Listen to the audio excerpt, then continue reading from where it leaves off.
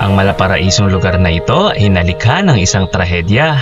Sa pagputok ng Mount Pinatubo, marami ang mga nasira noon. Marami rin ang mga nabuong magagandang tanawin at destinasyon na ngayon ay hinahangaan at dinarayo ng mga turista, tulad ng mga nagagandahang coves ng Zambales. At isa na rito ang Silangin Cove. Tara at lakbayin natin ang baybayin ng Zambales at alamin kung bakit tinanghal na top tourist destination ng Central Luzon ang San Antonio Zambales. Kahit magbago man ang panahon, umaraw o umulan man, ay piliin mong maging masaya.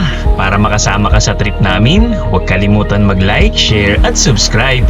Leave no trace mga ka-trip, baunin ang alaala kasama ang basura. Tara, trip tayo. Mga ka-trip, umuulan na. Sarap maligo. Oh, kumikidlat pa nga. Sarap.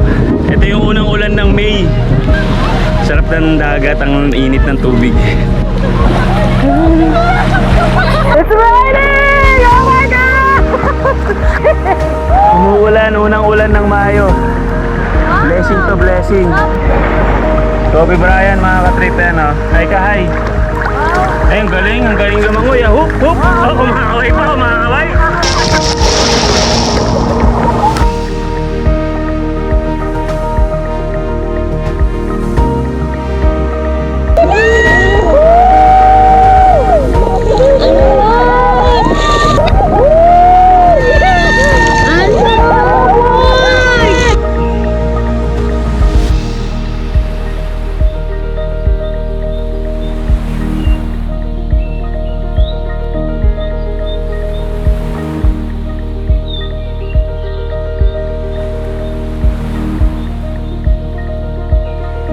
Mga ka-trip, nandito tayo ngayon sa Silangin Cove. Isa ito sa mga coves na nabuo dito sa Zambales nung pumutok ang Mount Pinatubo noong 1991.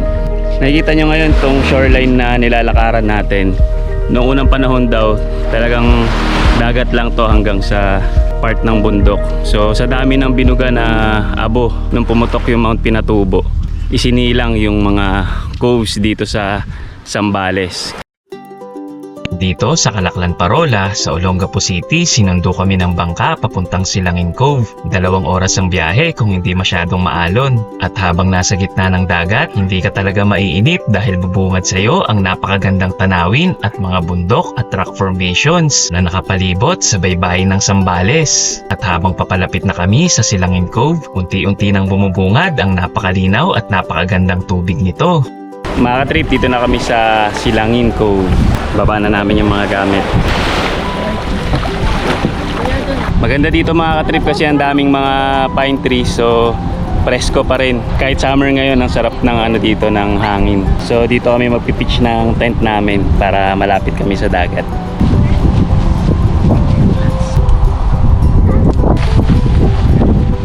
Kakatapos lang namin mag-pitch ng tent, so magluluto pa kami ng tanghalian.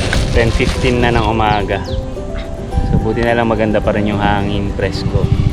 Saka malilim. Ito na, pantawid gutom muna. Pork and beans.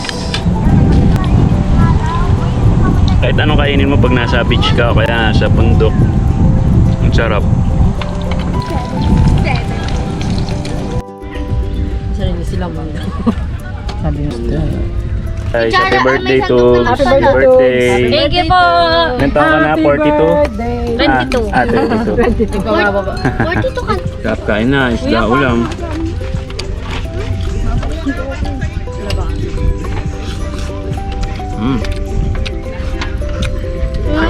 Walang kuryente, walang signal, pero hindi mo mamamalayan dahil kapalit nito ang preskong hangin, katahimikan at simpleng pamumuhay. Maraming pine trees na nagbibigay ng lilim at lamig ng paligid, perfect na perfect para sa camping at pahinga mula sa ingay ng syudad. Good morning mga ka-trip! Ito yung umaga dito sa Silangin Cove. Signan nyo, napakaganda.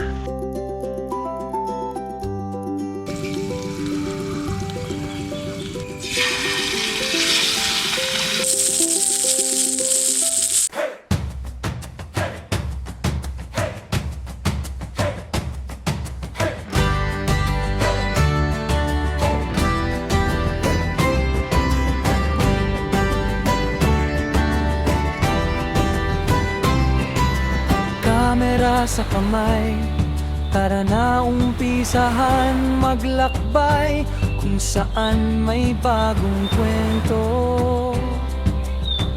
Ang bawat bayan sa lumang pader at sa ukit ng panahon, may kasaysayan ng bawat lugar. Balikan ang bawat kahapon, lakad lingon, lakbayin, hawak mo ang mundo.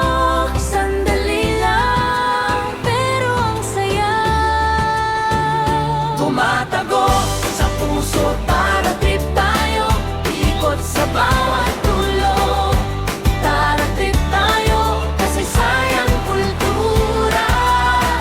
Kalikasan para trip tayo sa Para makasama ka sa trip namin, huwag kalimutan mag-like, share at subscribe. Leave no trace mga ka-trip, baunin ang alaala kasama ang basura. Tara, trip tayo!